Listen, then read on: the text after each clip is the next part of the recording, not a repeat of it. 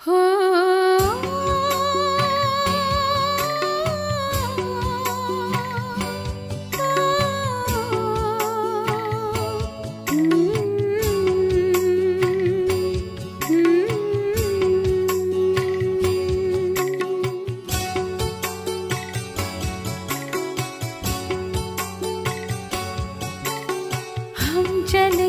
वतन की ओर डाल के प्रेम की डोर, हम चले वतन की ओर डाल के प्रेम की डोर, बाबा खींच रहा है आज सहज ही अपनी ओर, हम चले वतन की ओर।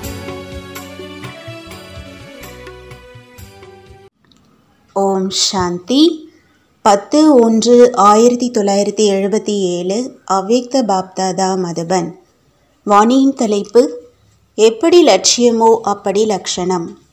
இன்று பாப்தாதா ஒவ்வொரு குழந்தையின் நெற்றி மற்றும் கண்கள் மூலமாக ஒரு விசேஷ விஷயத்தை பார்த்து கொண்டிருக்கிறார். இதுவரை லட்சியம் மற்றும் லட்சணத்தில் எவ்வளவு அருகாமை இருக்கிறது? லட்சியத்திற்கு ஏற்றபடி நடைமுறை ரூபத்தில் லட்சணம் எவ்வளவு தென்படுகிறது? அனைவரின் லட்சியமோ மிக உயர்ந்ததாக இருக்கிறது. ஆனால் லட்சணத்தை தாரணை செய்வதில் 3 விதமான முயற்சியாளர்கள் இருக்கிறார்கள். அவர்கள் யார்? ஒரு வகையினர் கேட்பதற்கு மிகவும் பிடிக்கும், நன்றாக இருக்கிறது, செய்ய வேண்டும், ஆனால் கேட்க தெரியும், செய்ய தெரியாது. இரண்டாம் அவர்கள் நினைக்கிறார்கள், புரிந்தும் கொள்கிறார்கள், செய்யவும் செய்கிறார்கள், ஆனால் சக்தி ரூபம் இல்லாத காரணத்தினால் 2 விதமாக செய்கிறார்கள்.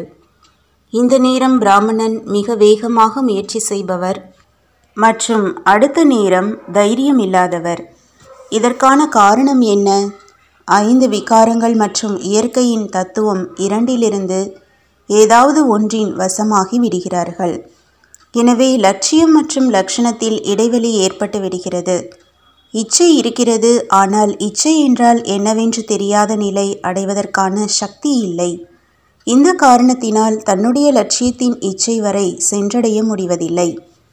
மூன்றாமவர்கள் கேட்பது, நினைப்பது மற்றும் செய்வது 3ஐயும் சமமாக்கி நடந்து கொள்பவர்கள். அப்படிப்பட்ட ஆத்மாக்களின் லட்சியம் மற்றும் லட்சணம் 99% சமமாக தென்படுகிறது. அந்த மாதிரி 3 விதமான முயற்சியாளர்களை பார்த்து கொண்டிருந்தோம். தற்சமயம் ஒவ்வொரு பிராமண ஆத்மாவில் எண்ணம் மற்றும் சொல்லின் லட்சியத்தின் உரைக்கல்லில் லட்சியத்திற்கு ஏற்றபடி எண்ணம் மற்றும் சொல் இருக்கிறதா என்று சோதனை செய்ய வேண்டும். லட்சியம் ஃபரிஷ்தாவிலிருந்து தேவதையாவதாகும். எப்படி லௌகீக குடும்பம் தொழிலுக்கு ஏற்றபடி தன்னுடைய எண்ணம், சொல் மற்றும் செயலை சோதிக்கிறார்கள், அதேபோல் பிராமண ஆத்மாக்கள் தன்னுடைய உயர்ந்ததிலும் உயர்ந்த பரிவாரம் மற்றும் தொழிலை எதிரில் வைத்து நடந்து கொள்கிறார்களா? தற்சமயத்து மர்ஜீவா, அதாவது உடலில் இருந்து கொண்டே இறந்து மறுபிறவி எடுத்த பிராமண பிறப்பு இயல்பாகவே நினைவில் இருக்கிறதா? அல்லது கடந்த காலத்து சூத்திரத்தன்மையின் லட்சணம் இயற்கையான ரூபத்தில் தன்னுடைய நடவடிக்கையில் வந்துவிடுகிறதா? எப்படி ஜென்மம் இருக்கிறதோ அப்படி செய்யும் காரியமும் இருக்கும். உயர்ந்த ஜென்மத்தின் காரியமும் இயல்பாகவே உயர்ந்ததாக இருக்க வேண்டும். ஒருவேளை கடுமையாக முயற்சி செய்ய வேண்டியதாக இருக்கிறது என்றால் பிராமண ஜென்மத்தின் நினைவு குறைவாக இருக்கிறது. உண்மையில் உயர்ந்த காரியம், உயர்ந்த லட்சியம் உயர்ந்த ஜென்மத்தின் பிறப்புரிமையாகும். எப்படி லௌகீக ஜென்மத்தில் ஸ்தூல செல்வம் பிறப்புரிமையாக இருக்கிறது, அதேபோல் பிராமண ஜென்மத்தில் தெய்வீக குணம் என்ற செல்வம், ஈஸ்வரிய சுகம், சக்தி பிறப்புரிமையாக இருக்கிறது. பிறப்புரிமையின் போதை இயல்பான ரூபத்தில் இருக்கவே இருக்கும். கடுமையாக முயற்சி செய்வதற்கான அவசியமே இல்லை. ஒருவேளை கடுமையாக உழைக்க வேண்டியது இருக்கிறது என்றால் கண்டிப்பாக சம்பந்தம் மற்றும் தொடர்பில் ஏதோ ஒரு குறை இருக்கிறது. பிறப்புரிமையின் போதை இருக்கிறதா என்று தன்னைத்தானே கேளுங்கள். இந்த போதையில் இருப்பதினாலேயே லட்சியம் மற்றும் லட்சணம் சமமாகிவிடும். இதற்கான கடின உழைப்பிலிருந்து விடுபடுவதற்கான சகஜமான யுக்தி ஏது? தன்னை என்னவாக இருக்கிறேன், எப்படி இருக்கிறேன், எந்த உயர்ந்த தந்தை மற்றும் எந்த பரிவாரத்தினுடையவன் அந்த மாதிரி தெரிந்திருக்கிறீர்கள், ஆனால் அனைத்து நேரமும் ஏற்றுக்கொள்வதில்லை. தன்னுடைய அதிர்ஷ்டத்தின் ஓவியத்தை பார்ப்பதில்லை. ஒருவேளை எப்பொழுதும் தன்னுடைய அதிர்ஷ்டத்தின் ஓவியத்தை பார்த்து கொண்டே இருக்கிறீர்கள் என்றால், எப்படி சாக்கார உடலை பார்த்து கொண்டே இயற்கையாக உடலின் நினைவு சொரூபத்தில் இருக்கிறீர்கள், அதேபோல் இயற்கையாகவே அதிர்ஷ்டத்தின் ஓவியத்தின் நினைவில் இருப்பீர்கள். போகும்பொழுதும் வரும்பொழுதும் ஆஹா பாபா மற்றும் ஆஹா என்னுடைய அதிர்ஷ்டத்தின் ஓவியம், இந்த இடைவிடாது ஜபிப்பது, அதாவது மனதிலிருந்து இந்த ஓசை எழுந்து கொண்டே இருக்கட்டும். பக்தர்கள் முடிவற்ற ஓசையை கேட்பதற்கான முயற்சி செய்கிறார்கள். இது உங்களுடைய நிலையின் மகிமையாகத்தான் பக்தியில் கடைபிடிக்கப்பட்டு வருகிறது. நீங்கள் குஷியில் எப்பொழுதும் நடனமாடும் ஓவியம், அதைத்தான் ராஜலீலாவின் ஓவியம் என்று கூறுகிறார்கள். ஒவ்வொரு கோபி மற்றும் கோபரும் எப்பொழுதும் கோபி வல்லபருடன் நடனமாடிக்கொண்டிருப்பதாக காண்பிக்கிறார்கள்.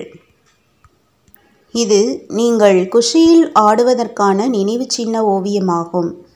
உங்களின் நடைமுறை சரித்திரத்தின் சித்திரம் உருவாக்கப்பட்டிருக்கிறது.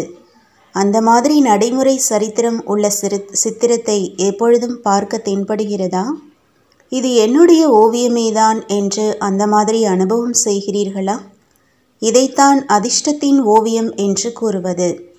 தினசரி தன்னுடைய அதிர்ஷ்டத்தின் ஓவியத்தை பார்த்து கொண்டே ஒவ்வொரு காரியத்தையும் செய்தீர்கள் என்றால், கடின உழைப்பிலிருந்து விடுபட்டு பிறப்புரிமையின் குஷியை அனுபவம் செய்வீர்கள். இப்பொழுது கடுமையான முயற்சிக்கான நேரம் இல்லை. இப்பொழுதோ என்ன தெரிய வேண்டுமோ அதை தெரிந்தாகிவிட்டது என்ற நினைவு சொரூபமாக ஆகுங்கள். என்ன அடைய வேண்டுமோ அதை அடைந்தாகிவிட்டது என்ற அனுபவம் செய்கிறீர்களா? பாப்தாதாவோ ஒவ்வொருவரின் அதிர்ஷ்டத்தின் ஓவியத்தை பார்த்து மகிழ்ச்சி அடைகிறார். அதேபோல் நான் ஆகப்போகிறேன். பாப்தாதாவிற்கு விசேஷமாக ஒரு விஷயத்தில் ஆச்சரியம் ஏற்படுகிறது. மாஸ்டர் சர்வசக்திவான், மேலும் உயர்ந்த அதிர்ஷ்டம் நிறைந்தவர். எப்படி சிங்கம் எறும்பை கண்டு பயந்து விடுமோ, அப்படி சின்ன சின்ன விஷயங்களில் குழப்பமடைந்து விடுகிறார்கள். ஒருவேளை சிங்கம் நான் எப்படி இந்த எறும்பை கொல்லுவேன், என்ன செய்வது என்று கூறியது என்றால் என்ன நினைப்பார்கள்? இது சம்பவமான விஷயமா அல்லது அசம்பவமாக இருக்குமா? அப்படி மாஸ்டர் சர்வசக்திவான் சிறிய குழப்பத்தில் குழப்பமடைந்து விடுகிறார் என்றால், தந்தைக்கு இதுவும் நடக்கலாம் என்று இருக்குமா அல்லது ஆச்சரியமான விஷயமாக இருக்குமா?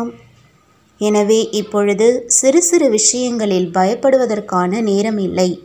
இப்பொழுதோ அனைத்து குழப்பம் அடைந்திருக்கும் ஆத்மாக்களை விடுவிப்பதற்கான நேரமாகும்.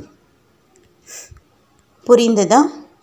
இந்த குழந்தைத்தனமான விஷயங்கள் மாஸ்டர் படைப்பவரை பொறுத்தளவில் குழந்தைத்தனமான விஷயங்கள் நன்றாகவே இல்லை.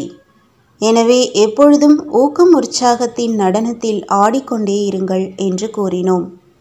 ஆஹா என்னுடைய பாக்கியம், ஆஹா என்னுடைய பாக்கியத்தை உருவாக்குபவர் என்று இந்த சூக்ஷ்மமான மனதின் ஓசையை கேட்டுக்கொண்டே இருங்கள். நடனமாடுவதின் கூடவே இசை என்பதும் தேவையாக இருக்கிறது தான் இல்லையா? அப்படி இந்த முடிவில்லாத மனதின் ஓசையை கேட்டுக்கொண்டே இருங்கள் மற்றும் குஷியில் ஆடிக்கொண்டே இருங்கள். அந்த மாதிரி எப்பொழுதும் பிறப்புரிமையின் போதையில் இருக்கக்கூடிய, எப்பொழுதும் ஈஸ்வரிய மகிழ்ச்சியில் இருக்கக்கூடிய, கடின உழைப்பிலிருந்து விடுபடக்கூடிய, லட்சியம் மற்றும் லட்சணத்தை சமமாக ஆக்கக்கூடிய, அனைத்து குழப்பங்களிலிருந்தும் விடுவிக்கக்கூடிய, அந்த மாதிரி உயர்ந்த அதிர்ஷ்டம் நிறைந்த பல கோடி மடங்கு பாக்கியசாலி குழந்தைகளுக்கு அன்பு நினைவுகள் மற்றும் நமஸ்காரம். ஓம் சாந்தி.